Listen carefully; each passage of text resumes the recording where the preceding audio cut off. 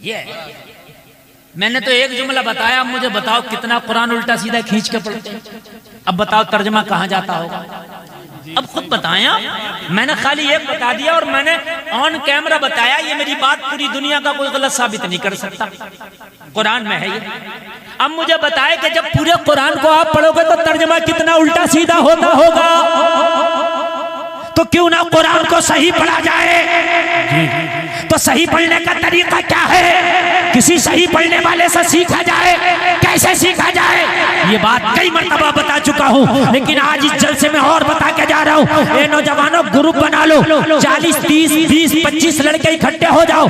तुम्हें टाइम नहीं है, कोई कारोबार करता है, कोई दुकान चलाता है, कोई बिजनेस करता है, कोई जॉब करता है, उसे मदरसा जाने का टाइम नहीं है, मौलाना या कारी के पास जाने का टाइम नहीं है। तो वो ग्रुप बनाए, बिजनेस वाले लड़के, काम वाले लड़के, मसरूफ लड़के ग्रुप बनाए, 25-30 लोगों का ग्रुप बना ले। और ग्रुप बनाने के बाद में कोई एक जगह खास कर ले, किसी का हॉल ले ले, किसी की बैठक ले ले, या किसी का खाली घर ले ले, और किसी एक कारी को बेहतरीन तरीके से बात करें। हजरत दिन भर हमें मौका नहीं मिलता, दिन भर हम बिजनेस करते हैं, दिन भर हम दुकान चलाते हैं, दिन भर अपने कामों में लगे रहते हैं, लेकिन हमारा कुरान ठीक नहीं है हजरत, हमारी नमाज ठीक नहीं है। कब ठीक होगी हजरत? शाम को हम सारे लोग घर आ जाते हैं, हम 30 लोग इस हॉल में जमा हो जाया करेंगे।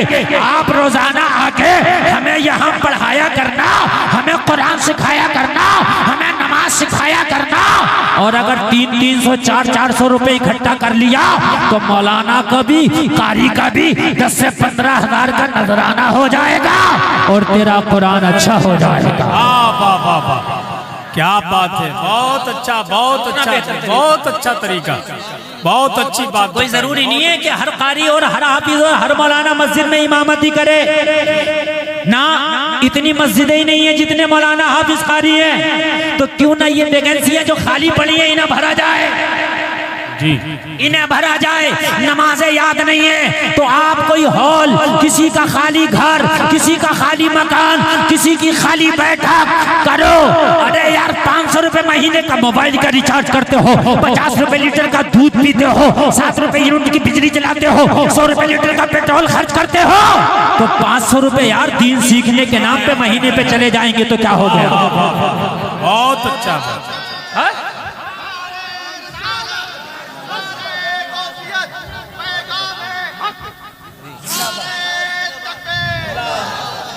देखिए खुदा की कसम, मैं अपने टाइम में चाहूं तो इधर उधर की बात करके भी गुजर जाऊंगा, लेकिन अल्लाह की कसम एक पैगाम देना चाहता हूं, इसलिए कि कमेटी वालों ने बड़ी मेहनत की है।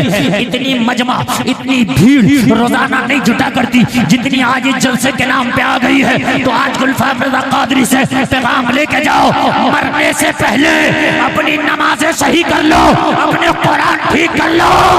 अरे ऐसे कर लो कि किसी मौलाना हाफिज को सुना सको तो उसके सामने पास हो जाओ जी।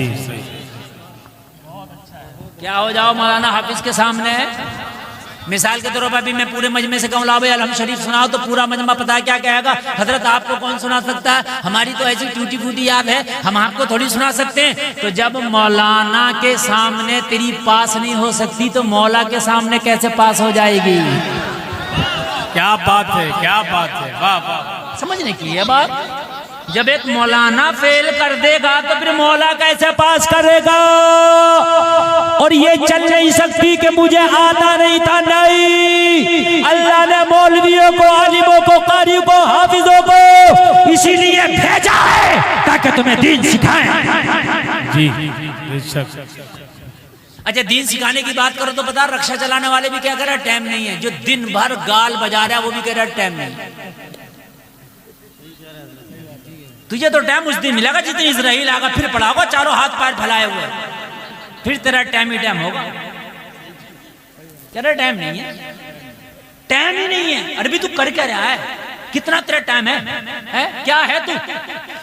जब ये अखंड भारत था, अब तो कई मुल्क अलग हो गए इससे, पाकिस्तान, अफगानिस्तान, ये सब मुल्क अलग हो गए इससे। जब इसी में थे तो इसका एक बादशाह हुआ करता था, औरंगजेब, पूरे मुल्क पे हुकूमत करता था।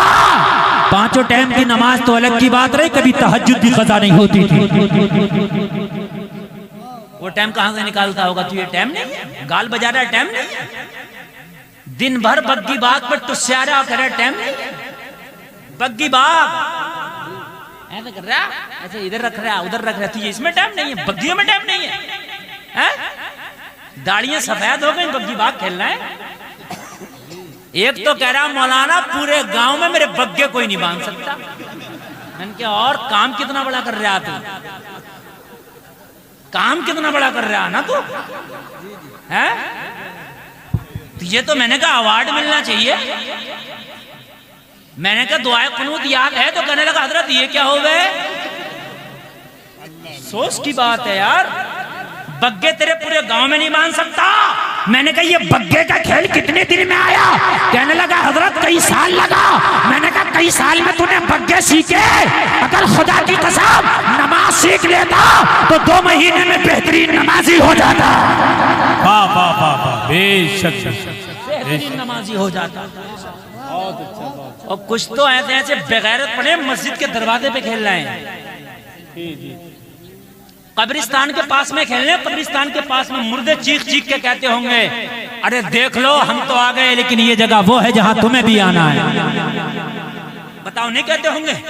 वो कब्रें चीख चीख के कहती होंगी तुझे भी आना है। बग्गे बांध रहा, देख ले जिस दिन इजराइल का पेच पड़ गया उस दिन ऐसा बंधेगा, ऐसा बंधेगा कभी कोई खोल नहीं पाएगा तुझे। हेलो, समझ रहे हैं आप? हद हो गई यार। सफेद दाढ़ी वाला पोते पोती वाला खेल रहा है, कह रहा हजरत टाइम काट रहा हूं। अच्छा इससे को क्यों खेलता? तो कहता टाइम काट रहा हूं। इससे को दीन के काम में आ जा तो टाइम नहीं है। अजीब मसला है। खुराफाती से कहो भाई क्या कर रहा है? मैं टाइम काट रहा हूं। और इससे को भी वहां जलसे में क्यों नहीं आता? टाइम नहीं मिला।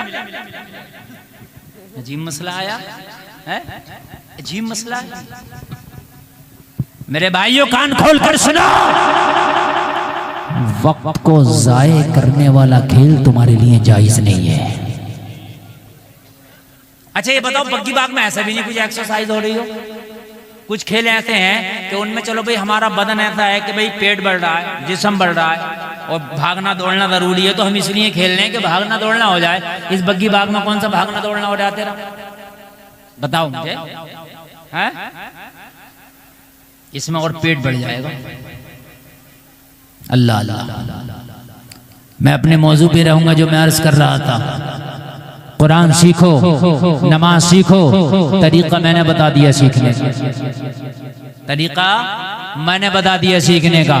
क्या तरीका है? अगर मदरसे नहीं जा सकते तो एक हाफिज कारी का इंतजाम करो, वो तुम्हें खुद पढ़ाने आएगा। जो टाइम तुम दोगे उस टाइम पढ़ाने आएगा और नमाज अच्छी हो जाएगी।